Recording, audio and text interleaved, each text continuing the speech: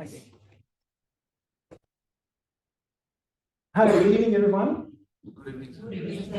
सबसे पहले तो नए साल का पहला सेशन है, happy new year to all of you. साल के शुरुआत में this is a very special session today and we have with us Pankaj sir, born in Bihar but based in Russia, and he is playing a very active role in taking Bihar-based products to Russia. तो आज का जो session है divided into two parts. जो पहला session होगा that would be a general interaction जिसमें कि वो बात करेंगे इंपोर्ट एक्सपोर्ट रशिया के मार्केट के बारे में। The second part will be 1-to-1 session, right. तो पहले सेशन के बाद हम लोग एक छोटा सा ब्रेक लेंगे, उसके बाद जो है सो आप लोग जो भी इंटरेक्ट करना चाहें सर से अपने प्रोडक्ट के बारे में, so will have a 1-to-1 session. So before we start the session I would like to request Kumar sir for a welcome address please. बहुत बहुत धन्यवाद राजीव। तो सबसे पहले तो सब लोगों को नव वर्ष की हार्दिक शुभकामनाएं। हम लोग पहली बार नए साल में मिल रहे हैं। और पंकज जी के बारे में मैं थोड़ा और बता देता हूं। हम और पंकज जी बहुत पुराने मित्र, 2007 से हम लोगों की मित्रता है। पंकज जी पटना ही के हैं और ये पढ़ाई करने के लिए वहाँ मॉस्को गए थे और वहाँ पर फिर इन्होंने जॉब किया और फिर वहीं पे जो है ये अपना व्यवसाय किए। तो इन्होंने इनका सबसे जो यूनिक चीज है वो ये है कि इन्होंने जो है बिहार में इंडिया में कंपनी रजिस्टर्ड कराई और मौर्या ट्रेडेक्स के नाम से इनकी कंपनी है। और ये जो इंडिया के में जितने अच्छे अच्छे प्रोडक्ट्स हैं उनको जो है उनके साथ टाई अप करके और उसको रशियन मार्केट में उसको एक जो है वहाँ ले गए। और इनका वहाँ पर सानवी के नाम से ब्रांड है और भी 2 ब्रांड है हमको लगता है। और उसके अलावे ये बहुत ही अच्छे तरीके से वहाँ पर इनका काफी अच्छा बाजार है, ये बहुत अच्छे तरीके से कर रहे हैं। मुझे याद है कि हम लोग 2007 में हम लोग जिस समय जुड़े थे उस समय चूंकि मैं भागलपुर से आता हूं तो मैंने इनको कहा था कि जो हमारे वहाँ के जो रेशम का प्रोडक्ट जो बनता है उसको आप कुछ कीजिए। इन्होंने मेरे कहने पे इन्होंने कुछ प्रोडक्ट ले करके और वहाँ पे बड़े अच्छे तरीके से, तो हम लोगों का मैं बहुत दिन से इनको बीहब में आप लोगों के साथ मतलब डिस्कशन कराना चाह रहा था 2 चीज पे। एक तो ये कि आप लोग के जो प्रोडक्ट हैं उसको कैसे एक्सपोर्ट किया जा सकता है, कैसे उसमें और इनका जो अपना एक्सपीरियंस है लाइफ का वो इसको आप लोगों के साथ शेयर करेंगे वो आपको। और दूसरा जो ऐसे कुछ प्रोडक्ट हैं क्या उनके साथ ये कोलैबोरेट कर सकते हैं, जैसे कि हम देख रहे हैं ये है। उसके बाद एक मतलब हमको ध्यान है कि हम लोग दोनों अभी पिछले बार ये आए थे तो हम लोग रेस्टोरेंट में चाय पीने के लिए बैठे थे और वहीं पे वो ऋचा वात्सायन मिल गई तो मैंने ऋचा से इनका बात करवाया था। तो मुझे उसी समय दिमाग में आया कि बहुत सारे ऐसे प्रोडक्ट अपने यहाँ हैं जिनको कि हो सकता है कि वो इनके काम के हों और अगर कोलैबोरेट हो जाता है तो हमारे उस स्टार्टअप के लिए तो बहुत बड़ा चीज हो जाएगा। तो मैंने इनको रिक्वेस्ट किया और मैं बहुत मतलब आभारी हूँ कि पंकज जी इसके लिए रेडी हुए। और मैं पंकज जी का एक बार जोरदार ताली के संयोग से हमसे मिलने के लिए अभी शिल्पी आई हुई थी। शिल्पी भी हमारे साथ जो है ये डेवलपमेंट सेक्टर में काम करती है। ये भूमिका विहार करके इसका सोशल ऑर्गेनाइजेशन है। तो मैंने इसको कहा कि ये पहली बार आई थी तो मैंने कहा कि तुम भी आओ इसको देखो, हमारे स्टार्टअप इकोसिस्टम के बारे में। ये भी जहाँ जाएगी वहाँ चर्चा करेगी, देश विदेश चारों ओर ये जाते रहती है। दूसरा हमारा यहाँ पे हमारा बच्चा है, हमारा एलुमनाई है और ये यहाँ पर जो है जो विद्युत विभाग में ये सीनियर मैनेजर के रूप में काम कर रहा है। तो और बहुत ही अच्छा इसका मतलब शुरू से करियर रहा है। तो इसको भी हमने कहा कि तुम भी बैठ के देखो। और अब मैं पंकज जी से अनुरोध करूंगा कि वो बात को आगे बढ़ाए। Thank you. धन्यवाद, धन्यवाद राजीव। कुमुद जिससे मेरी जान पहचान काफ़ी पुरानी है, जैसा कि मैंने आपको बताया। और मुझे लगता है कि ये जो सेशन आज हो रहा है ये बहुत पहले होना चाहिए था, लेकिन मेरी थोड़ी सी कमी थी। मैं ही यहाँ बार बार बहुत कम आ पा रहा था, लेकिन ये बार बार बोलते थे कि आप आइए, आपको कुछ लोगों से मिलवाना है। सेशन शुरू करने पर थोड़ा सा मैं अपने बारे में बता दूं, जिससे कि आपको एक थोड़ा आइडिया लग जाए। मैं पटना का ही रहने वाला हूँ, और मेरी 91 में यहाँ पर पढ़ाई खत्म हुई थी। मैंने ISC खत्म किया, और और जो इस एक्सचेंज होता है कि वहाँ से कुछ स्टूडेंट यहाँ आए और यहाँ से कुछ स्टूडेंट रसिया गए, उसमें मेरा इंटरेस्ट था, क्योंकि बचपन में एक USSR करके एक बुक आती थी, बहुत शायद आप लोग को नहीं पता हो। ये 80s की बात है। मैं देखने में उतना मतलब एजेड नहीं लगता हूँ, बट 80s में जो बुक आती थी USSR, वो जनरल बुक से काफी बड़ी होती थी। उसका यूज हम लोग जेल लगाने में करते थे, और उसका पेपर बड़ा अच्छा होता था। मेरे ख्याल से कुछ लोग जो हमारे ग्रुप से हैं शायद कनेक्ट कर पा रहे होंगे। तो एक कनेक्शन जब हमें पता चला कि USSR जाना है, रशिया जाना है, तो एक एक्साइटमेंट था कि यहीं जाना है। लेकिन जाने के बाद एक्सपीरियंस बहुत बुरा रहा, क्योंकि वहाँ का जो क्लाइमेट कंडीशन है और जो वहाँ का जो सिस्टम है वो हमें बिल्कुल ही मतलब सूट नहीं किया। लेकिन अभी वहाँ रहते रहते सब कुछ समझ में आने लगी और चीज़ें अब नॉर्मल हो गई। सबसे बड़ी चीज़ क्या रही कि जिस वक्त हम लोग 91 में गए, तो वहाँ पे उस वक्त USSR का अलग हो रहा था। तो हमने अपनी आंखों से वहाँ के व्हाइट हाउस पर जो टैंक चल रहे थे वो सब देखे, लेकिन हमारी उतनी समझ नहीं थी कि ये हो क्या रहा है। हमें नहीं मालूम था कि ये इतनी बड़ी हिस्टोरिकल चेंज हो रहा है वहाँ पे। और इन सभी चीज़ों का फायदा एक तरीके से हम लोग को मिला, क्योंकि इससे होने से वहाँ पर एक गैप आया, और गैप में फिर हम लोग जो कि रशियन लैंग्वेज जानते थे, वो हम लोग आराम से वहाँ पर उस गैप में इन कर गए, और हम लोग छोटे मोटे अपना कुछ काम करना उसी वक्त से शुरू कर दिया। अभी रशिया और इंडिया का जो टाइप है वो काफ़ी पुराना है। हमें कभी भी इस चीज़ का फील नहीं होता कि हम दूसरे कंट्री में रह रहे हैं, कि जो कनेक्शन वहाँ के लोगों का हमारे प्रति है वो काफ़ी अच्छा है। हमें कोई डिस्क्रिमिनेशन नहीं मिलता वहाँ। लोग इंडिया रशिया भाई भाई करके हमें भी गले लगा देते हैं, तो ये सब काफ़ी अच्छा है वहाँ पे। लेकिन ट्रेड के मामले में इंडिया और रशिया का उतना बढ़िया नहीं है। आपको ये जान के आश्चर्य हुआ कि इतनी बड़ी कंट्री, और रशिया भी इटसेल्फ इतना बड़ा कंट्री, लेकिन हमारा ट्रेड सिर्फ $3 बिलियन का 20-21 में था। 21-22 में वो $13 बिलियन का हो गया। उसके बाद एक मीटिंग हुई यहाँ के PM मोदी साहब से और पुतिन जी से। तो उन्होंने बोला कि 2025 में हमें 30 बिलियन करना है। लेकिन 22 में जो वहाँ इन्वेशन हुआ, जो वहाँ वॉर शुरू हुई, उससे इंडिया को बहुत फायदा हुआ, और हमने 23 में हमने ऑलरेडी 45 बिलियन कर लिया क्रूड ऑयल। हाँ, और अभी हम लोगों ने उसको क्लोज 50 बिलियन पे किया है। लेकिन ये सब जो फिगर्स है, ये फिगर्स जस्ट 1-2 मिनट के लिए मैं बोल दिया, ये फिगर्स हमारे किसी काम का नहीं, क्योंकि ये क्रूड ऑयल है, ये बैलिस्टिक मिसाइल है, और दूसरी चीजें जिससे कि हमें कोई लेना देना नहीं, वो हमें उसमें एंट्री नहीं मिली। हमारे लिए तो मेन है कि हम अपने प्रोडक्ट्स को वहां बेचें और उनके प्रोडक्ट्स को यहाँ लाएं, ये हमारे लिए ज्यादा ज्यादा जरूरी है। लेकिन अभी जो मेन है कि हम यहाँ से क्या भेज सकते हैं, और मेरा इंटरेक्शन ये है, मैं जैसे मेरी जो कंपनी है वो कंपनी यहाँ से प्रोडक्ट को रिक्वायर करके इसको रशिया लाती है और रशिया में सेल करती है। और हमारा 2 ब्रांड है, एक सनावी के नाम पे और एक आयुर प्लस ब्रांड के नाम पे, और हमने उस ब्रांड को वहाँ पे डेवलप किया है। हम किसी थर्ड का लेकर उसे नहीं बेचते, हम उसे अपने रीब्रांडिंग करके बेचते हैं, जिससे क्या होता है कि मार्केट में कंपिटिटर्स नहीं आ पाते और हमारे प्राइस फिक्स होते हैं, और वो मार्केट साइज भी धीरे धीरे बढ़ रहा है। हमारी जो सबसे बड़ा बैकअप वो ये है, जब ये वॉर शुरू हुआ उसके बाद रशिया को काफ़ी सैंक्शंस लगे, रशिया के ऊपर बहुत ज़्यादा सैंक्शंस लगे, और उस सैंक्शंस में बहुत सारी कंट्रीज को इसमें इन करने का मौका मिला, उसमें एक इंडिया भी था। लेकिन अभी तक के डाटा के हिसाब से इंडिया को बहुत ज़्यादा फायदा नहीं हो पाया है, क्योंकि बहुत सारे लोग नहीं हैं जो कि कर सकते हैं। इसका सबसे ज़्यादा फायदा हुआ चाइना को, क्योंकि चाइना का बॉर्डर लगता है।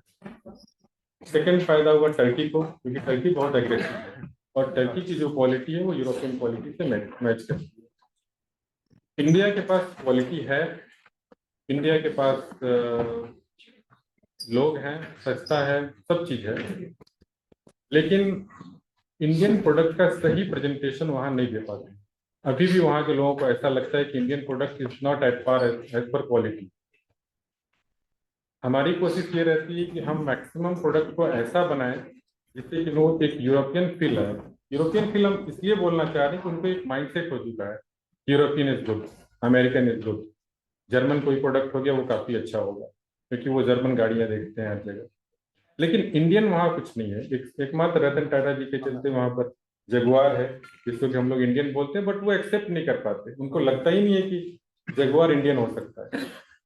तो बहुत जरूरी है कि यहाँ पर जो हमारे कॉस्मेटिक्स, जैसे मेरा फील्ड जो है वो बेसिक फार्मा और कॉस्मेटिक्स से रिलेटेड है, तो बहुत सारे ऐसे प्रोडक्ट्स हैं जो कि मुझे लगता है कि वहाँ चलेगा और वहाँ जाना चाहिए। लेकिन उसका जो प्राइस सेक्शन यहाँ इतना ज्यादा करके रखता है ये लोग कि वहाँ पर वो लोग कुछ नहीं करता, क्योंकि इन्हें लगता है कि इनका प्रोडक्ट बहुत अच्छा है और ये हम हाई एंड पे बेचेंगे, वो नहीं हो पाता वहाँ। इसलिए बहुत जरूरत है कि एक अच्छा प्रोडक्ट हम बनाएं, प्राइस उसका अच्छा रखें और फिर उसको हम वहां पर डिस्ट्रीब्यूट करने का वो बनाएं। कुमोद जी से जितनी भी मेरी बातचीत हुई, मुझे लगता है कि हम एक ऐसा पैनल दे पाए रशिया से बिहार को, जिसमें ये कोई भी एंटरप्रेन्योर जो कि स्टार्टअप शुरू कर रहा है, कैसा भी प्रोडक्ट है, छोटा बड़ा अच्छा जो भी है, वो उस पैनल पर रखकर अपने आप को चेक कर सकता है कि वो प्रोडक्ट रशिया के लिए चलेगा या नहीं चलेगा। कोई भी एंटरप्रेन्योर हो, उसका कोई भी प्रोडक्ट हो, प्रोडक्ट को हम जज करके बता सकते हैं कि हाँ आपका product as per Russian standard बिल्कुल सही है, चलेगा, इसका मार्केट इतना बड़ा है, आप अपना प्राइस ठीक कीजिए या फिर आप अपनी क्वालिटी अच्छा कीजिए, ये प्रोडक्ट यहाँ पे एक्सेप्टेबल है।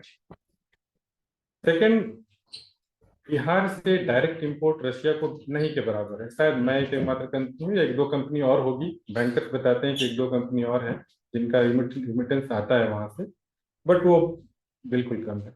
मैंने जानबूझकर अपना जो भी एक्सपोर्ट बिहार से ही किया, क्योंकि एक बार कम से कम बिहार में ये पता तो चले कि यहाँ से भी एक्सपोर्ट हो रहा है। लेकिन उसका बहुत ज्यादा फायदा अभी तक दिखता नहीं है, क्योंकि मेरा भी जो सारा प्रोडक्ट है वो तेलंगाना में बनता है, अहमदाबाद में बनता है, दिल्ली में बनता है, सिर्फ एक्सपोर्ट यहाँ से होता है। क्योंकि यहाँ पे जो मैन्युफैक्चरर्स हैं, आइदर उनको उस तरह का एक्सपोजर नहीं मिल चुका है जिससे वो एक्सपोर्ट क्वालिटी बना सके। अगर वो एक्सपोर्ट क्वालिटी बना भी रहे हैं तो फिर वो उनका वो मतलब उतना क्वांटिटी वो नहीं बना पा रहे हैं। जैसे नीफ, आपने सुना होगा, नीफ की क्वालिटी बहुत अच्छी है। नीफ शायद जानते होंगे, शॉप्स वगैरह बनाते हैं, उनकी क्वालिटी बहुत अच्छी है, लेकिन उनका प्राइस सेक्शन बहुत ज्यादा है। अभी जब उनसे बात करो तो वो बोलते हैं इससे कम हम बना ही नहीं सकते, क्योंकि हमारे पास टेक्नोलॉजी वैसी नहीं है जिससे कि हम ये प्रोडक्ट बहुत ज्यादा बनाएं और प्रोडक्शन बहुत मतलब प्राइस अच्छा हो। अभी मैं कुछ दिन पहले अहमदाबाद में था, तो वहाँ जो पियर सोप बनाते हैं, आपको पता है पियर सोप बनाने का खर्च कितना है? सिर्फ 12 रुपए, सिर्फ 12 रुपए, और वो 15 रुपए में एक्सपोर्ट करने को रेडी। पियर सोप जो कि यहाँ 40-45 में मिलता है। तो मतलब अभी जो जितने भी यहाँ पे स्टाफ बैठे हुए हैं, जिनका जो भी प्रोडक्ट है, मैं चाहूंगा कि वो सारे प्रोडक्ट आप क्वालिटी पकड़ के रखो, क्वालिटी अच्छा से अच्छा बनाओ, प्राइस एज पर क्वालिटी ही होगा। अगर हमारी क्वालिटी अच्छी होगी तो वो एक्सेप्टेबल है, हर जगह वो एक्सेप्टेबल है। अगर मेरी क्वालिटी प्रोडक्ट की बहुत अच्छी है तो मिनिमम ऑर्डर क्वांटिटी क्या होना चाहिए फॉर रिपोर्ट? मतलब मुझे 20 फीट का कंटेनर का ही बुक करना है या उससे कम? मैं नहीं, एक मिनट, मैं चाहूंगा पहले आप अपनी बात कर लीजिए, बाद में फिर हम लोग जो है क्वेश्चन आंसर। देखिए, मेरा experience export import Russia India में कम से कम 15 सालों का है। मैं आपके हर एक सवाल का जवाब दूंगा, कैसे होगा, क्या होगा, और जो भी मैं जवाब दूंगा वो एग्जैक्ट होगा। मतलब उसमें फिर आपको रीचेकिंग करने की जरूरत नहीं होगी। और सेकंड, मेरा मोटो मतलब अभी है कि बिहार के साथ या CIMT के साथ कोई एक MOU साइन हो हमारी कंपनी से, जिससे कि मैं यहाँ के लोगों को वहां प्रमोट कर सकूं। और अगर मुझे ऐसा लगता है कि वहां कोई प्रोडक्ट है जो कि यहाँ आना चाहिए, तो फिर मैं उसको यहाँ भी लाऊंगा, क्योंकि सबको बिजनेस करना है। जब इतनी बिहार गवर्नमेंट जब इतना अच्छा आपको ऑप्शन दे रही है कि आप पटना के सेंटर में बैठे हुए हैं, आपको सारी सुविधा है, तो फिर आप कीजिए, उसको क्यों नहीं कीजिएगा। अभी एक्सपोर्ट और इंपोर्ट में जो इंपोर्ट यहाँ हो रहा है उसमें फायदा है, क्योंकि डॉलर में जो जो एक्सचेंज है रूबल रुपीज का, वहाँ की 100 रुपए की चीज यहाँ पे सस्ता पड़ जाती है। आप 100 रुपए बेचते हो, वो 80 रुपए का सामान बेचते हैं, आपका प्राइस सिर्फ 80 रुपये पड़ता है। तो आप अपने प्रॉफिट तो सिर्फ इंपोर्ट करने में ही ले लीजिए। तो बहुत सारी ऐसी छोटी छोटी चीजें मैं आपको डिस्कस करूंगा, 1 to 1 जिससे भी जरूरत होगा मैं बता दूंगा। सेकंड क्या है कि आप जो भी प्रोडक्ट यहाँ बनाते हैं वहाँ पर टर्म्स और ये सब जैसे मान लीजिए कोई भी यहाँ का, वहाँ पर रशिया में यहाँ के इंटरप्रेन्योर बहुत कम है। जितनी भी बड़ी कंपनी है जैसे कि ओएनजीसी हो गई या फिर चंद नाम ही आप ले लीजिए, 10-15 नाम आप ले लीजिए, उससे ज्यादा वहाँ नहीं है। फार्मा सेक्टर में काफी कंपनी है, फार्मा सेक्टर क्योंकि बहुत ही नॉन सेक्टर है, इंडियन फार्मा काफी मतलब काफी ग्रोन है, काफी अच्छा है, तो वहाँ फार्मा में है लोग, लेकिन और किसी भी सेक्टर में कोई नहीं है वहाँ। इसका रीजन क्या है कि वहां पर जो आउटस्टैंडिंग्स है, वहां पर जो भी खर्च है वो काफी ज्यादा है। अगर आप कोई भी, आप में से कोई भी एंटरप्रेन्योर चाहे कि मैं वहां पर कंपनी सेट करूं, तो ये नेक्स्ट टू इम्पॉसिबल है अनटिल अनलेस कि आप बहुत ज्यादा एक्सपोजर अपना वहाँ करना चाहिए। अब मैं एक छोटा सा बताता हूँ कि वहाँ एक सिंपल सेक्रेटरी जो काम करती है वो भी 1 लाख रुपए लेती है महीने का। तो आप इससे अंदाज लगा लो कि आप छोटा सा भी एक ऑफिस सेटअप करोगे तो कम से कम 5 से 10 लाख रुपए महीने का खर्चा है। और सेकंड, वहाँ पे डॉक्यूमेंट्स में काफी ये लोग बहुत ही स्ट्रिक्ट है, माइग्रेशन प्रॉब्लम बहुत ज्यादा है, लैंग्वेज बैरियर बहुत बड़ा लैंग्वेज बैरियर है। वो लैंग्वेज आप इतनी जल्दी सीख भी नहीं सकते, 1 साल में भी आप नहीं सीख सकते अच्छी लैंग्वेज कि आप वहाँ बिजनेस कर सकते, क्योंकि आप लैंग्वेज सीख भी लेंगे तो अपने बायर के मेंटालिटी को नहीं पकड़ सकते, सिर्फ लैंग्वेज से आप नहीं पकड़ सकते। मुझे यहाँ प्रॉब्लम होती है, मैं इंडियंस को नहीं पकड़ पाता जिससे बात करता हूँ, लेकिन रशियंस में बहुत बहुत फ्लो हूँ, मुझे लग जाता है कि ये काम करेगा या नहीं करेगा। But generally they are very clear, अगर वो काम कर रहे हैं, अगर वो आपसे 10 मिनट बात करते हैं तो आपसे काम करते हैं। तो वहाँ आबादी कम है इसलिए ये सब चीज थोड़ा है। सेकंड, यहाँ के माइग्रेंट्स वहाँ बिल्कुल नहीं, कोई भी इंडियन वहाँ नहीं है जो कि मतलब छोटे मोटे कुछ काम कर रहा हो, क्योंकि वहाँ लैंग्वेज बैरियर है और प्लस काफी ठंड, तो इससे यहाँ के लोग नहीं के बराबर वहाँ जा पाते हैं। और जो जाते भी उनको माइग्रेशन में इतनी ज्यादा प्रॉब्लम होती है कि वो इधर रिटर्न हो जाते हैं या डिपोर्ट हो जाते हैं। वहाँ मैक्सिमम लोग रशिया को यूज करता है वहां से आगे जाने के लिए, जैसे कि यूरोप में जाने के लिए, कहीं भी जाने के लिए। बट माइग्रेशन रूल इतना टफ है कि मैं वहाँ 30 साल से रह रहा हूँ, अभी भी मुझे थोड़ा थोड़ा डर लगा रहता है, कुछ माइग्रेशन में कुछ गलतियां ना हो जाए, कुछ ये ना हो जाए, बट ये एक आदत सी है। तो मैं चाहूंगा कि यहाँ के जितने भी इंटरप्रेन्योर जो भी बैठे हुए हैं, जो भी प्रोडक्ट बना रहे हैं, और वो बेसिक वो बिहार से बनाए। मुझे काफी इच्छा है कि बिहार या कुछ तो प्रोडक्ट वहां जाए। मैंने काफी रिसर्च किया कि आखिर बिहार से जा क्या सकता है, अपार्ट फ्रॉम जो जनरल एफएमसीजी के जो भी प्रोडक्ट हैं उसको तो कोई भी बना लेता है, बट कुछ और बिहार की चीज है जिसको कि यहाँ से ले जाना बहुत जरूरी है। और मेरे दिमाग में सबसे पहला चीज है वो है मखाना। अगर कोई भी इसमें मखाना से कुछ काम रिलेटेड कुछ काम कर रहा है तो दैट इज माय प्रायोरिटी, मैं उसको जरूर ले जाऊंगा, क्योंकि पहला तो ये काफी अच्छा प्रोडक्ट है। सेकंड क्या है कि मतलब सारे लोग डाइट कॉन्शियस है आज के दिन, सब लोग को प्रोटीन चाहिए, ठीक है। तो मखाना से मैंने देखा है कि मखाना पाउडर लोग बना के उसको भी एज ए प्रोटीन यूज कर रहे हैं, तो ये एक बहुत बड़ा प्लस होगा। और मुझे लगता है कि मतलब अनडाउटली ये एक ऐसा प्रोडक्ट है जो कि वहां पर तुरंत आ जाएगा और उसको लोग लेंगे, क्योंकि लोग तो सर्च करेंगे ही मखाना को, तो उसकी जो भी प्रॉपर्टीज है उसको लोग देखेंगे। हमारे यहाँ मखाना से रिलेटेड बहुत सारे स्टार्टअप हैं, हम उनसे कनेक्ट करेंगे। हाँ, तो इस तरीके की चीजें और भी बहुत सारी चीजें, कुछ फैब्रिक से रिलेटेड है, अब कुछ हैंडमेड है जो कि भागलपुर साइड में बनता है, उसका एक अलग है, उसको उसको थोड़ा ढंग से करना पड़ेगा, क्योंकि वहां पर क्या होता है ना, कोई भी फेयर लगता है तो इंडियन एम्बेसी कुछ बुलाती है लोगों को, तो मुझे बड़ा आश्चर्य होता है मधुबनी पेंटिंग लेकर कोई गुजरात का आदमी बैठा हुआ है, मुझे थोड़ा इरिटेशन सा होता है, क्योंकि वो इसके बारे में कुछ जानता नहीं है, बस वो खरीदता है यहाँ से और वहां लाकर बेचता है। ये सब मतलब इस तरीके के कोई भी इंटरप्रेन्योर हो जो कि इस तरीके का कुछ कोर बिहार की चीज को अगर कुछ करना चाह रहे हो, तो मैं उनको प्रॉपर प्लेटफॉर्म दूंगा, प्रॉपर लोगों से जान पहचान करवाऊंगा, वो डायरेक्ट उनको एक्सपोर्ट करें, पेमेंट सिस्टम सब जो होता है वो एज पर प्रॉपर होगा। सेकंड, जो वहां पर एक्सपोर्ट का है, मतलब किसी के लिए भी अगर किसी का कोई भी प्रोडक्ट है, उसका जो टैक्स जो वहां लगता है एक्सपोर्ट के ऊपर, तो आप जो भी प्रोडक्ट बनाते हैं उसमें आप जो भी रास्ते का फ्रेट है उसको ऐड कर लें, और उसके ऊपर 6 to 14% वहां का फ्रेट मतलब टैक्स है, और प्लस 20% वैट है। मतलब अगर किसी का सामान 100 रुपये में बन रहा है, भेजने में अगर उसको 2 रुपये लग रहे हैं ऑन एन एवरेज, तो 112 के ऊपर वो आराम से 20, 25, 27% तक लगा ली, वो उसका वहां का प्राइस होगा। इससे वो अपने आप को रिलेट कर सकता है, कुछ भी नेट पे भी चेक कर सकता है कि वहां क्या चल रहा है, हमारा क्या प्राइस बैठ रहा है। वो इसलिए कि मतलब हर चीज के लिए मतलब आप खुद ब खुद देख सकते हो, आप अपने प्रोडक्ट के ऊपर 27% लगा दो, वहां का प्राइस आ जाए। और मेरी तो इच्छा है कि मतलब कुछ ऐसा प्लेटफॉर्म हो जहां पर कि मैक्सिमम लोग आएं और इस चीज को अपने आप को एक्सप्लोर करें। मैं उनको एक प्रॉपर कंपनी दूंगा, जिस कंपनी पर बिना वहाँ कंपनी रजिस्टर्ड किए हुए उनके प्रोडक्ट को वहाँ पर वो डालें। उसके रजिस्ट्रेशन में जो भी नॉर्म्स होगा हम आपको बता देंगे कि ये सब नॉर्म्स है उस कंपनी उस प्रोडक्ट रजिस्ट्रेशन का। अगर आप रेडी हैं तो आप उसको प्रोडक्ट रजिस्टर्ड कीजिए और एक्सपोर्ट कीजिए। विदाउट प्रोडक्ट रजिस्ट्रेशन वहाँ कोई भी एक्सपोर्ट नहीं। और प्रोडक्ट रजिस्ट्रेशन एक वहाँ का एक टफेस्ट चीज है, और इसके लिए वहाँ का एक लोकल कंपनी होना जरूरी है।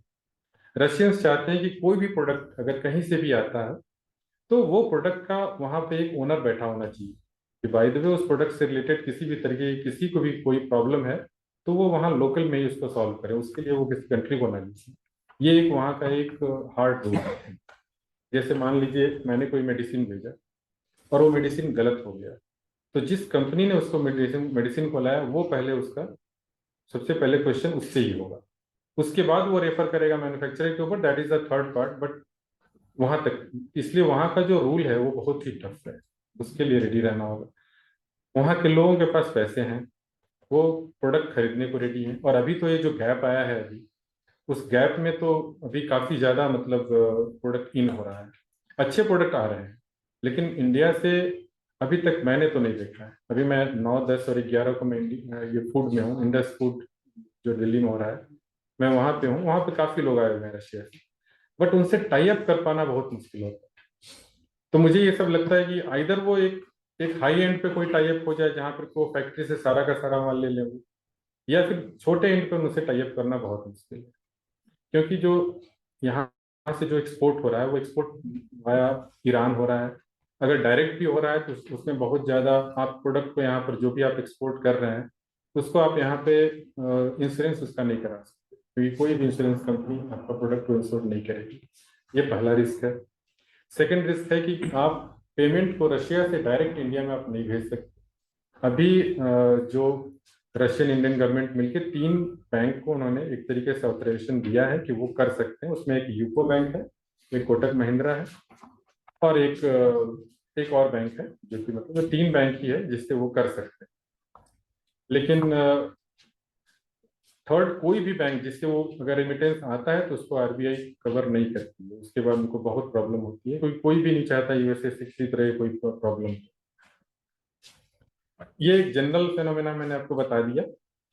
और सेकंड ये है कि मतलब अभी का एक अच्छा टाइम है वहाँ पे, वहाँ के लोग वेट कर रहे हैं कि अच्छे से अच्छे प्रोडक्ट आए। वहाँ के जो जनरल बड़े बड़े शॉप्स हैं सब बंद हो रहे हैं, जितनी भी बड़ी टॉप ब्रांड कंपनी थी सब जा रही है वहाँ से। लेकिन जो कंपनियां वहाँ जा रही हैं उसके बदले में वहाँ पर चाइनीज पहले से खड़े हैं, वो इन करने के लिए खड़े हैं। मतलब उनको इस चीज का कमी नहीं कमी, लेकिन चाइनीज क्वालिटी वहाँ के लोग लेना नहीं चाहते। आप ये जानकर आश्चर्य हुआ कि मैक्सिमम जितने भी बड़ी ब्रांड है, जैसे जारा ब्रांड हो गया, अगर आप जानते हैं, रिबॉक हो गया, नाइक हो गया, जितने भी है, ये सारे प्रोडक्ट्स बांग्लादेश में बनते हैं, कंबोडिया में बनते हैं। इंडियन टेक्सटाइल शूज जो भी है इंडिया में मेड इन इंडिया नहीं बनता है, क्योंकि मेड इन इंडिया महंगा पड़ता है उनको बनाना। तो अगर हम छोटे स्केल पे कुछ बनाएं और उसको क्वालिटी कंट्रोल करें तो फिर वहां पर वो एक्सेप्टेबल है। हाँ, मैं ये नहीं कह रहा कि बहुत बड़ा मार्केट एकदम से मिल जाएगा, लेकिन अगर प्रोडक्ट अच्छा होगा तो चलेगा। अब आप ये सोचिए, कोई भी एक कॉस्मेटिक ब्रांड है, मान लीजिए कोई भी एक, आप उस ब्रांड को हम बनाते हैं, यहाँ बनाने में मैक्सिमम 50 से 100 रुपए के बीच में खर्च है, और वहां पे उसका सेल 200-300 होता है। लेकिन इसके पीछे बहुत ज्यादा एडवर्टाइजमेंट और ये सब की वहाँ जरूरत है। तो अगर प्रोडक्ट अच्छा है तो बहुत सारी कंपनी आपके साथ आ जाएगी जो कि एडवर्टाइज करने को रेडी है। बहुत आजकल डिजिटल एडवर्टाइजिंग का जमाना है, बहुत ज्यादा कॉस्टली भी नहीं होता है, बट उनको प्रोडक्ट चाहिए। तो मैं तो चाहूंगा कि यहाँ पर मैक्सिमम डिफरेंट टाइप के लोग आए, इस चीज को करें। और रशिया मार्केट सबके लिए ओपन है, मैं ओपन करूँ अगर ओपन नहीं है तो। और मैं आपको यह एश्योर करता हूँ कि जिस किसी से भी कोई टाई अप हो जाएगा तो ये आपको लोकल में यहाँ पर एक काफी अच्छा बूस्टअप देगा। आपको बहुत सारी फंडिंग भी मिल सकती है, क्योंकि आप एक्सपोर्ट भी कर रहे हो अपने प्रोडक्ट का। नॉट ये कि मतलब इतने छोटे लेवल पे अगर आप काम कर रहे हो और उसके बाद भी आप एक्सपोर्ट कर ले रहे हो तो आपको यहाँ फंडिंग आराम से मिलेगी। आप उसको एक्सपेंड कर सकते हैं और उसको बढ़ा सकते हैं। तो हमारे साइड से तो सिर्फ ये रहेगा कि आपको मतलब जितने भी जुडिशली जो भी वहाँ का खर्च है, या फिर आपको कैसे वहाँ पर सेटअप करना है अपनी कंपनी को, अगर कोई सेटअप करना चाहे तो, और अगर नहीं चाहे तो टाई अप कर सकता है। ये सब चीज़ों का पूरी फैसिलिटी हम देने को रेडी हैं। कुमो जी से हमेशा यही आशा रही कि कुछ ना कुछ वो हमारे साथ जरूर एमओयू करें, जिससे कि हम इस प्रोडक्ट को और आगे ले जाएं, इस प्रोजेक्ट को आगे ले जाएं, और इस प्रोजेक्ट के लिए प्रॉपर वहाँ भी एक छोटा सा ऑफिस सेटअप करें, जिसमें कि लोग बैठे हों जो कि एक्सपर्ट हों। उनको, क्योंकि हर चीज़ को मैं जज नहीं कर सकता, एक सर्टेन तक मैं जज कर सकता हूँ, लेकिन अगर मैं एक्सपर्ट को वहाँ दूंगा तो वो प्रॉपर जज करके हमें बताएंगे, जिससे कि हम आपको टाई अप कर सकते हैं। और हमें करना भी चाहिए, क्योंकि 2024 का फर्स्ट सेशन है, और मुझे बड़ा आई एम रियली हैप्पी कि मैं इस फर्स्ट सेशन का मैं एक भागी हूँ।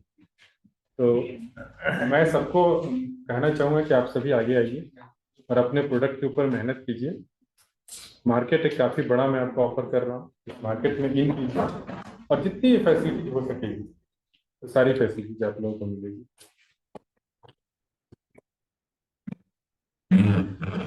मैं सबसे पहले तो पंकज जी को यह आश्वस्त करना चाहूंगा कि हम लोग एमओयू बिल्कुल करेंगे। और दूसरा, मेरी बड़ी दिली इच्छा है कि हमारे यहाँ से जो कुछ लोग जो हैं, जो जिनका अच्छा प्रोडक्ट बेस है, उनके साथ आपके टाई अप्स हों और हमारे यहाँ के प्रोडक्ट वहाँ पहुँचे। हम जानते हैं कि ये हमारे जो कुछ स्टार्टअप हैं, जो कि कुछ तो नए हैं, वो हमारा इकोसिस्टम उतना पुराना है नहीं, उतना मैच्योर है नहीं, लेकिन अभी जो बिहार गवर्नमेंट के लेवल पर भी और एक धीरे धीरे इकोसिस्टम डेवलप हो रहा है, और काफी जो है कोशिश कर रही है बिहार सरकार भी। साथ में हमारे जो है बहुत सारे अच्छे अच्छे स्टार्टअप्स यहाँ से निकल रहे हैं, बहुत अच्छा।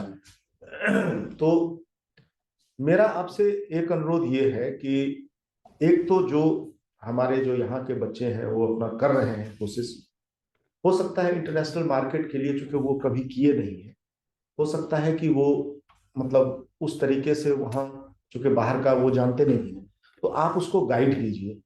और दूसरा बात है कि अगर लगता है कि उनके प्रोडक्ट्स में कुछ चेंजेस करने की जरूरत है, या प्राइस पॉइंट कुछ जो है एक मतलब इस तरह के रखने की जरूरत है जिससे कि इनको यहाँ से बूस्ट मिले, तो वो भी आप गाइड कीजिए। और हम अपने स्टार्टअप को भी यही कहेंगे कि वो भी जो है अभी आपके बढ़ने का फेज है। बिहार यहाँ जो अपना डोमेस्टिक मार्केट में तो जो कर रहे हैं कर ही रहे हैं, बाहर अगर आप करते हैं तो वो एक एडिशनल जो है ये होगा। तो इस पर बहुत ही मतलब आप लोगों को सोचना चाहिए कि ऐसा नहीं है कि हम 200% मार्जिन रख दें तो पता चलेगा कि वो हो ही नहीं पाएगा, बाहर जा ही नहीं पाएंगे, और हम लोग का सारा जो है तो उसमें एक आप लोग भी मतलब बड़ा एक वैसा मतलब रखना चाहिए जिसमें कि पंकज जी जैसे लोग, जैसे पंकज जी मॉस्को में है या रशियन मार्केट के लिए हम लोग बात कर रहे हैं, ठीक उसी तरीके से हम लोग अलग अलग और मार्केट के जो लोग हैं उनको भी लाएंगे ही और ला ही रहे हैं। तो आप लोग एज ए मेंटर इनसे बात कर सकते हैं कि हम अपना प्रॉफिट लॉस आप जानते हैं, और अभी जो मतलब मुझे लगता है कि अगर मतलब आप लोग अगर एक्सपोर्ट करने लगे तो आपका वैसे ही एक जो है एक बहुत बड़ा बूस्ट मिलेगा। तो हमारी बड़ी दिली इच्छा है कि पंकज जी की कंपनी के साथ हमारे यहाँ के कुछ जो ऐसे जो आपको लगता है कि हमारे प्रोडक्ट या हमारे मतलब ऐसा हो जिसके साथ वहाँ पे टाई अप हो सकता है, उसको जरूर आप करिए। और CIMP के लेवल पे ये सारे लोगों की मेंटरिंग हम लोग कर रहे हैं।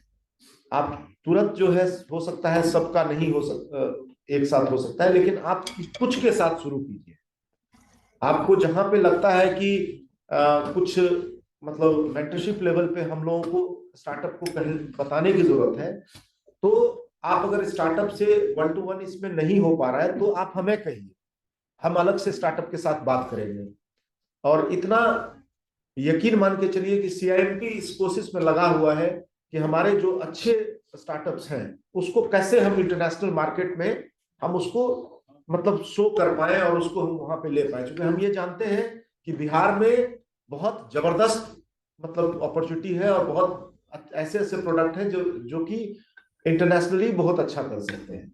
तो हम लोग इस तरीके से जो है सोच रहे हैं इसको आगे बढ़ाना। आप सब लोग भी पंकज जी के साथ जितने लोगों का भी 1-to-1 है वो एकदम अच्छे से और ये सोच के कीजिए कि हम इसमें किसी तरीके से उस मार्केट को पकड़ें। एक चीज और मैं बता रहा हूँ पंकज जी के साथ, चूंकि मैं 2007 से देख रहा हूँ, मैं जिस समय इंडिया टुडे में था उस समय भी ये मतलब इनका जो कंपनी, इनका जो प्रोडक्ट था वो हमारे यहाँ एडवर्टाइज होता था। तो पंकज जी बड़ा इथिकल बिजनेस में विश्वास करते हैं। इनके यहाँ जो है जो और सारे बहुत सारे आप देखिएगा बहुत लटकाने वाला, बहुत ये उस तरह का नहीं है और कट टू कट बात करते हैं। तो आप लोगों को इसका लाभ मिलेगा। धन्यवाद। मार्केट के बारे में anyone having any question? तो 1-to-1 सेशन में हेलो, लेकिन क्या हो? मार्केट के बारे में, आगे। बारे में, रशियन मार्केट के बारे में ग्रुप में कोई सवाल पूछना है तो वो अभी पूछेंगे। अच्छा, 1-to-1 क्या बाद में करेंगे। प्रोडक्ट के बारे में हाँ, मार्केट के बारे में कुछ समझना है, क्या है क्या मार्केट से रिलेटेड कि मतलब क्या चलेगा क्या नहीं चलेगा, मतलब कैसा है। हाँ एक्चुअली सर मेरा एक्सपोर्ट ऑलरेडी किया है दुबई और सऊदी के मार्केट में थोड़ा, तो एक्सपोर्ट से रिलेटेड जो हमारा जो रशियन मार्केट या यूरोपियन मार्केट में, तो बहुत सारे अलग पैरामीटर्स होते हैं वहाँ।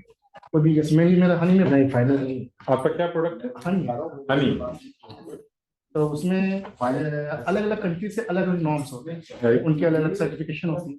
तो रशियन मार्केट में अगर हम बल्क में भी एंट्री करना चाहें तो उसके लिए क्या क्या नॉर्म्स हो सकते हैं, और वहाँ के जो कस्टमर्स हैं उनका पेमेंट टर्म्स जो है वो कैसे हो सकता है। देखिए, पहले पेमेंट टर्म्स बता देता हूँ। आप जब भी यहाँ से एक्सपोर्ट करेंगे 100% प्री पेमेंट पे ही करेंगे, ठीक है? क्योंकि रशिया मार्केट थोड़ा सा हेजी मार्केट है ना, क्योंकि बहुत सारे नॉर्म्स हैं जो कि उनको पेमेंट करने से रोके, वो करना चाहेंगे फिर भी पेमेंट नहीं कर सकते। तो हमें सबसे पहले पेमेंट टर्म्स का जो भी है वो एकदम क्लियर रखना होगा। पेमेंट्स आएगा तो ही प्रोडक्ट जाएगा, अदरवाइज नहीं जाएगा, क्योंकि वो चाह के भी नहीं पेमेंट कर सकते अगर वो करना चाहें भी। तो सबसे पहले सिस्टम जो है पेमेंट का वो क्लियर रखना पड़ेगा। यहाँ पर एक रशिया की जो सबसे बड़ी बैंक है वो है सिबर बैंक, ठीक है? उसका एक ऑफिस दिल्ली में भी है, लेकिन दिल्ली में बहुत छोटा ऑफिस है। मैं वहाँ गया हूँ, अपनी कंपनी के लिए गया था कि मेरी कंपनी का आप वहाँ अकाउंट खोलो। उन्होंने मेरा बैलेंस शीट देखा, बोला कि आपको और ग्रो करना है तो फिर खोलूंगा, क्योंकि हमारी ऑफिस छोटी सी है, मैं सबका खोलने लगूँ तो फिर मैं परेशान हो गया। तो उन्होंने मुझे 3 बैंक दिया था, मैंने आपको बताया था, UCO bank, Kotak Mahindra bank और पंजाब नेशनल बैंक। इन 3 बैंक में आपका अकाउंट होना चाहिए, और जो भी रूटिंग होगी वो सिबर बैंक के थ्रू होगा। आपको आरटीजीएस आएगा सिबर बैंक से, वो अपने पेमेंट को सिबर बैंक रशिया, सिबर बैंक इंडिया को भेजेगी, और सिबर बैंक इंडिया आपको आरटीजीएस करेगी। और जब आप यहाँ से एक्सपोर्ट कर देंगे अपने प्रोडक्ट को, तो फिर उस बैंक, तो जो भी आप एक्सपोर्ट का डॉक्यूमेंट देंगे बैंक को, तो बैंक उसको क्लियर कर देगी। अदरवाइज अगर आप आईसीआईसीआई या एक्सिस या किसी भी बैंक से करेंगे तो फिर वो आरबीआई में आप उसको नहीं शो कर पाएंगे, वो एक्सेप्ट ही नहीं करेंगे, क्योंकि वो सारे बैंक यूएसए से रिलेटेड हैं, उनको रशिया एक्सपोर्ट नहीं करना है, वो रशिया को बैन किया हुआ। तो सर इसमें यूको और कोटक और पीएनबी सिर्फ 3 बैंक है। सवाल ये है कि आरबीआई गाइडलाइंस के थोड़ा सा उनका मैं एक चीज और बताया था, जो आपने बोला हनी का, तो आपको क्या करना होगा, सबसे पहले हनी का एक सैंपल बनाना पड़ेगा। वो सैंपल वहां जाएगा, वो उसको चेक करेंगे कि ये नेचुरल है या फिर ये मैनमेड है, ठीक है ना? अगर वो नेचुरल होगा तो उससे कुछ नॉर्म्स है, उसके कुछ पैरामीटर्स है, वो आपको मैच करना होगा।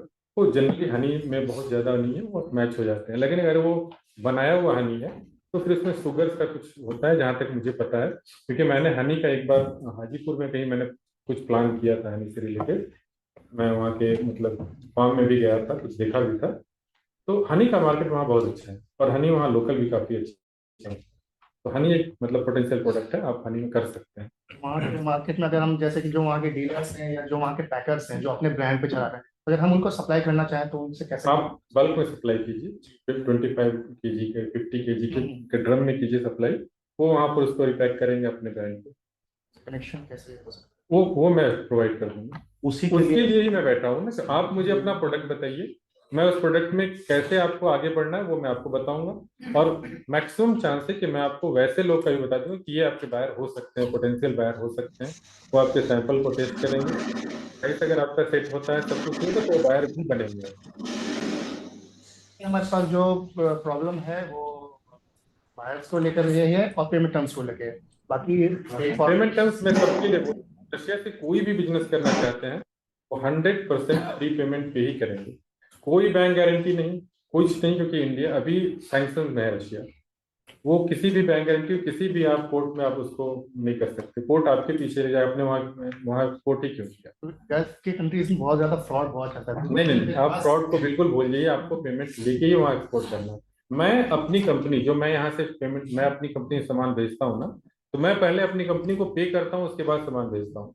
इसका रीजन ये है कि मैं अपने आप को कैसे फ्रॉड कर सकता, नहीं कर सकता।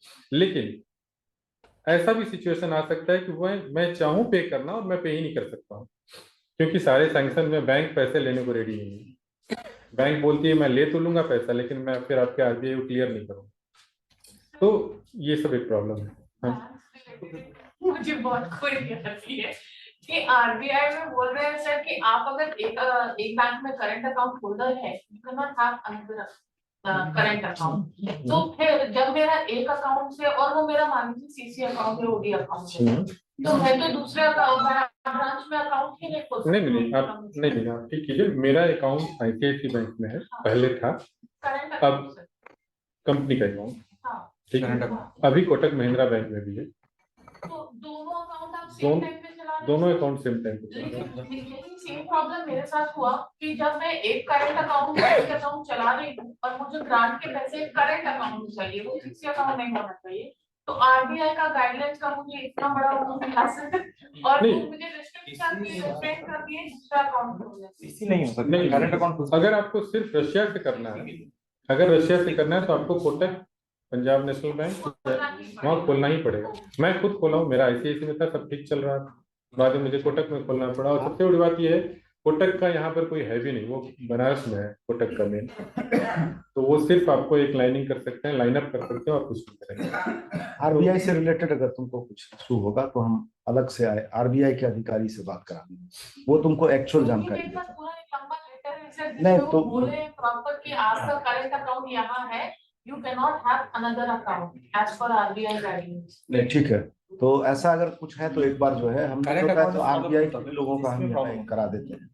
नहीं, अगर आप बोलिएगा ना कि अगर उनको आपको एक्सपोर्ट करना है रशिया, तो वो दे अलाउ, क्योंकि वो रशिया के लिए वो खुद कर नहीं सकते। They allow. अगर आपको इसकी गाइडलाइन चाहिए कि मतलब ये 3 बैंक ही है, तो वो seberbank.co.in पे आप चेक कर लीजिए, वहां पर 3 बैंक का नाम लिखा हुआ है, seberbank SBERBANK.co.in, वहाँ सारा मिल जाएगा। सर हम मालभोग और चिड़िया पे काम कर रहे हैं कि आपका जो फ्रेश केला है वो आप नॉर्मल मार्केट में बेच दिए, जितना भी बचता है उसको सुखा दें। आपने प्लांट प्रोटीन की बात की, उसके हिसाब से मैं oyster, Bihar is number 1 in India in mushroom farming. Oyster सुखा रहे हैं, ऑयस्टर पाउडर बना रहे हैं, कटहल का पाउडर बना रहे हैं, मोरिंगा का पाउडर है, ब्लू का पाउडर है। मोरिंगा बैन है वहाँ, मोरिंगा बैन है, मतलब अभी जस्ट बैन हुआ है, पता नहीं क्यों बैन हुआ है मुझे नहीं मालूम, बट मोरिंगा को उन्होंने बैन कर दिया। Banana powder acceptable. बनाना के छिलके का पाउडर आपका फेस पैक बनाने में काफी काम आता है, फाउंडेशन बनाने में काम आता है, वो चीज में यहाँ अच्छे से कंट्रोल 700 एकर्स में मैं फार्मिंग करवा रखा हूँ। तो फार्म मैनेजमेंट का अच्छा। बनाना का जो आपने बोला है कि इसको पाउडर फॉर्म में प्रोटीन बना सकते हैं। नॉर्मल कच्चा केला है, यहाँ पे दिक्कत ये होता है कि मंडी में फ्रेश माल दिखना तो वेस्ट हो जाता है। Agriculture wastage is 40% beyond that. तो हम लोग हर चीज को सुखा के रेडी टू ईट बनाते हैं। चंपारण मीट बना दिया, और लीची का मैं झारखंड भेजने का सोच रहा हूँ कि लीची का मैं वाइन बना सकता हूँ वहाँ पे झारखंड में। देखिए, कोई भी वेजिटेबल और फ्रूट प्रोडक्ट्स में अभी प्रॉब्लम चल रही है। रीजन उसका ये है कि जो ट्रांसपोर्टेशन है वो करीब 30 से 45 डेज का है।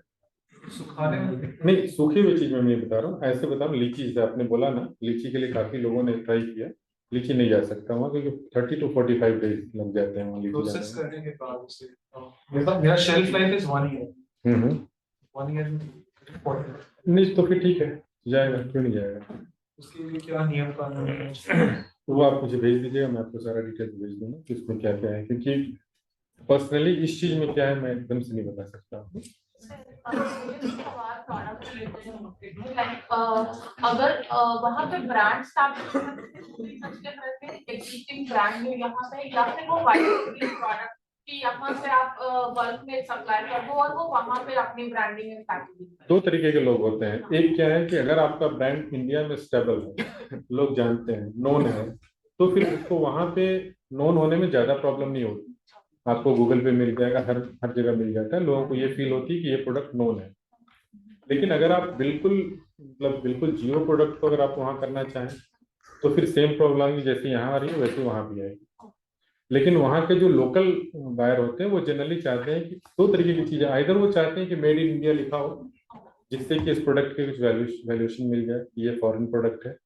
क्योंकि वहाँ के लोगों को अनफॉर्चुनेटली वहाँ के लोगों का ऐसा माइंडसेट है कि मेड इन रशिया अच्छा नहीं है, उनको ऐसा लगता है। ठीक है, हमें जैसा लगता है ना मेड इन इंडिया बहुत अच्छा होता है ना, made in India is very good, ठीक है, बट उनको ऐसा लगता है कि made in Russia is not good. Even उनके मिसाइल से जो भी कह लो, उनको लगता है कि made in Russia is not, ऐसा लगता है। ठीक, हाँ, तो that is the main thing. अभी हम सिंपल सी कोई भी चीज के ऊपर मेड इन इंडिया लिखते हैं और उसको वहां ले जाते हैं, उसकी वैल्यू थोड़ी बढ़ जाती है। दूसरा सवाल मेरा ये है कि जैसे आप बोले ऑफिस सेटअप करने के लिए, ऑफिस में सेटअप करना है, अगर वहां पे सेल्स टीम बैठाना चाहे तो आपका खुद का प्रोडक्ट अगर कोई इंपोर्ट करता है तो आपको सेटअप करने की जरूरत नहीं है। लेकिन अगर आप चाहते हैं कि आप खुद वहां पे इंपोर्ट कर वहां पर डिस्ट्रीब्यूट करें तो आपको प्रॉपर सेटअप करना होगा, जो कि मेरे ख्याल से बहुत ही ज्यादा एक्सपेंसिव होगा और रूल्स इतने ज्यादा होंगे कि मतलब नहीं हो पाएगा। देखिए हमारा तो मतलब जो मेरा निजी मानना है कि जो अभी स्टार्टअप जो है उनको पहला कोशिश तो ये करना चाहिए कि किसी तरह मार्केट में घुसे कोलैबोरेशन के साथ, और उसके बाद जो है फिर आगे का कुछ ऐसा रास्ता। नहीं, मैं चाहूंगा कि मैं आपको एक प्लेटफॉर्म देता हूं जहां पर कि आपको खुद आने की जरूरत नहीं है। हाँ, अगर आपका प्रोडक्ट लगता है कि बहुत अच्छा है, चल जाएगा, मैं हर महीने एक कंटेनर बेच सकता हूँ, देन यू शुड कम, और उसको कोई प्रॉब्लम नहीं है, फिर वो आप कर सकते हैं। मतलब मेरे मल्टीपल सवाल हो रहे हैं, पर टाई अप्स की बात हो रही थी सर, तो मैं अगर जेवी में आना चाहूँ तो उसके लिए स्कोप है आपके साथ? ये तो तुम 1-to-1 अभी वो उनके साथ होने हाँ, वाला है, तो वो 1-to-1 में बात कर लेंगे, ठीक है। अभी हम चाहेंगे कि और अगर इससे संबंधित कहीं का है तो मेरा सवाल था कि मेरे पास दो प्रोडक्ट है, जैसे एक आयुर्वेदिक इंसेंस स्टिक, आयुर्वेदिक अगरबत्ती है, और दूसरा मिलेट्स है, तो ये दोनों का वहाँ क्या इसको आप पहले ये बताइए आयुर्वेदिक अगरबत्ती क्या हुआ? Incense stick made by Ayurvedic using herbal. ठीक है, जहां तक मुझे इंसेंस स्टिक का पता है, हाँ। दो तरीके के स्टिक होते हैं। हाँ। एक तो मशीन मेड ब्लैक वाली होती है, हाँ। चारकोल वाला, दूसरा होता है हैंडमेड ये हैंड जो कि येलोइश कलर का होता है, उसमें पाउडर होता नहीं, है। ये हैंडमेड है, इसमें आयुर्वेदिक हर्ब्स मिला हुआ है। ठीक है, अगर वो इंसेंस स्टिक आयुर्वेदिक का अगर आप उसको प्रोजेक्ट कर रहे हैं और अगर वो ब्लैक कलर का नहीं है, अगर उसमें चारकोल नहीं है, ब्लैक चारकोल नहीं, चारकोल तो होगा ही ना, नहीं, बिना चारकोल का कैसे बनेगा? नहीं, बिल्कुल है ही, बिल्कुल नहीं है। तो फिर बर्न क्या करता है? बिल्कुल हम लोग ये सॉ-डस्ट वगैरह यूज करते हैं। आपके पास बहुत अच्छा मार्केट है रशिया, मैं इंपोर्ट करता हूँ अगरबत्ती। आप अलग से बात करना। अभी हमारा एक कंटेनर अगरबत्ती जा रहा है, धुआं नहीं होता है बिल्कुल इनसे, हम लोग यूज करते हैं सर यहाँ पे उनके प्रोडक्ट। देखिए वहां पर धुआं बहुत ज्यादा नहीं चाहिए क्योंकि वो चीजें हर चीज बंद है, धुआं नहीं होता है, कम ठीक होता है, एकदम बिल्कुल, लेकिन माइल्ड चाहिए। और आपका बहुत अच्छा प्रोजेक्ट, मतलब अच्छा है, अगर प्राइस आपका सूट करता है तो बहुत अच्छा प्रोजेक्ट। और दूसरा सर मिलेट्स का क्या स्कोप है वहाँ? मिलेट्स का अभी मोदी जी मिलेट्स तो करा ही रहे थे, हम लोगों ने भी काफी बढ़ चढ़ के हिस्सा लिया, लेकिन मिलेट्स के लिए अभी कुछ वहाँ फूड हुआ था, वर्ल्ड फूड हुआ था, उसमें इंडिया का अपना एक सेक्टर था, मिलेट्स के लिए ही था, लेकिन बहुत ज्यादा एक्सेप्टेंस मिलेट्स को मिली नहीं वहां पर। और मिलेट्स के लिए काफी सारे लोग आए थे, लेकिन खुद का प्रोडक्शन बहुत ज्यादा है सर। खुद का प्रोडक्शन है, लेकिन रशिया का खुद का, लेकिन उनका प्रोसेसिंग नहीं है। वो अपने प्रोडक्ट को आइदर एक्सपोर्ट कर देते हैं, पूरा का पूरा रॉ प्रोडक्ट एक्सपोर्ट कर देते हैं, क्योंकि आपको मालूम है कि चाइना और रशिया ही मैक्सिमम एक्सपोर्ट करता है, जितना भी ऑयल सब कुछ है, फिर भी वो ऑयल इंपोर्ट करते हैं। सर इस धूप को लेकर के हम आपसे बिल्कुल बिल्कुल बिल्कुल, आप मैं भी 1-to-1 में आप मिल लीजिए।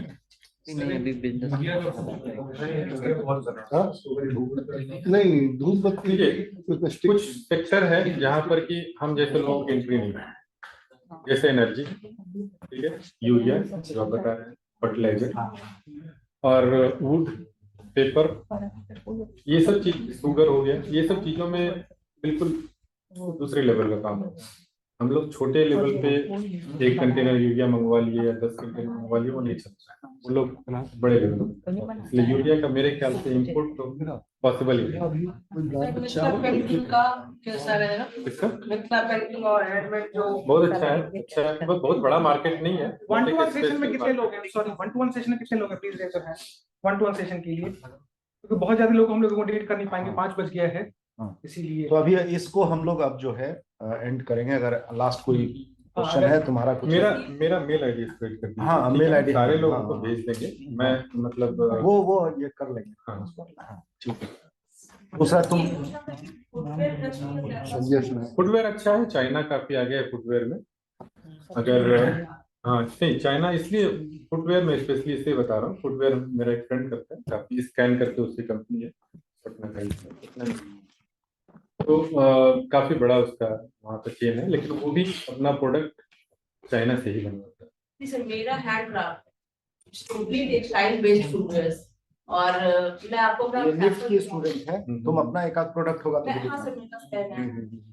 ताकि ये वहाँ पे बता पाए। हाँ। ठीक है, मुझे बताइए इसमें क्या है, क्योंकि बहुत मैं आपको बता रहा हूँ, China that is very specific, जो कि मतलब जनरली फुटवेयर होता है, चप्पल जूते जो बनते हैं तो सब चाइना से आते हैं। हाँ, तो फिर अगर अलग होगा तो हमेशा वो एक्सेप्टेबल है।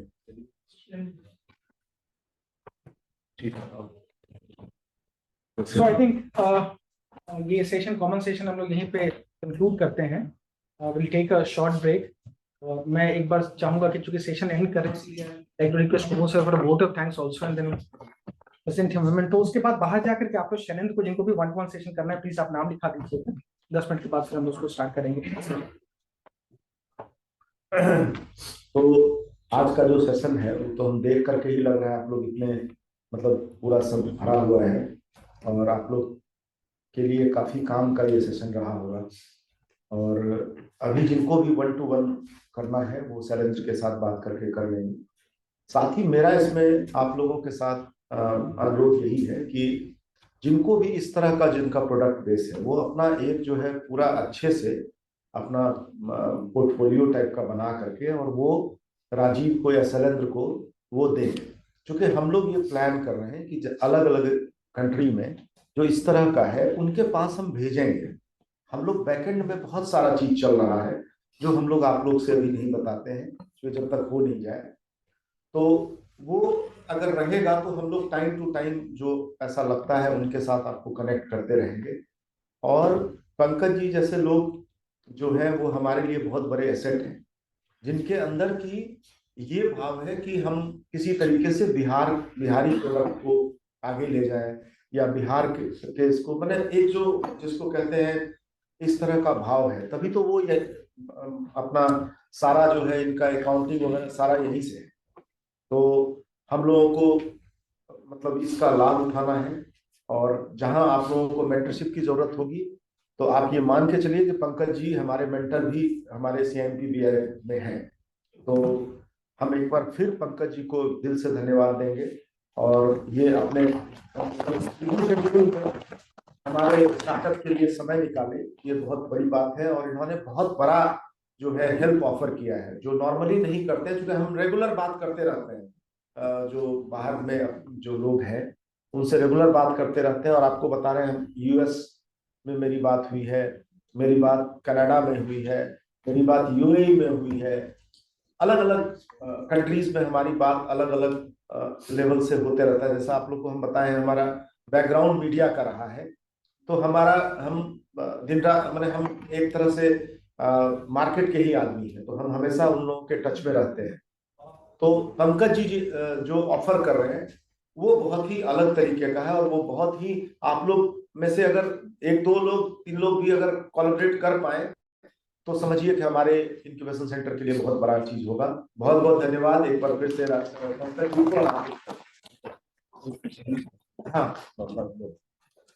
हाँ सर, पहले बहुत बहुत धन्यवाद आपको इस मीटिंग में हम लोग को बुलाने के लिए।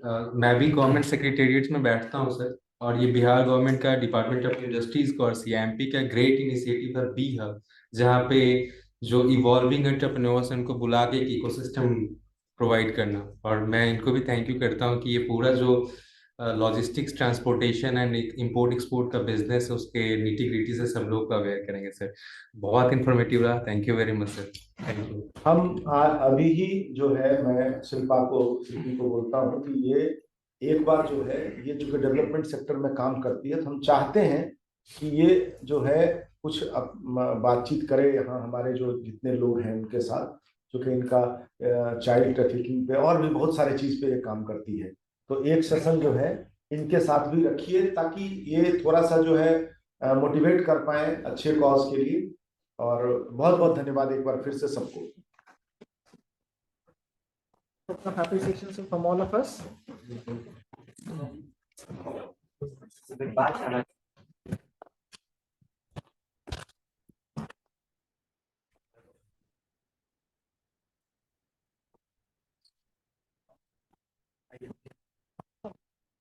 Thank you, thank you. Come on, go. Wait a minute.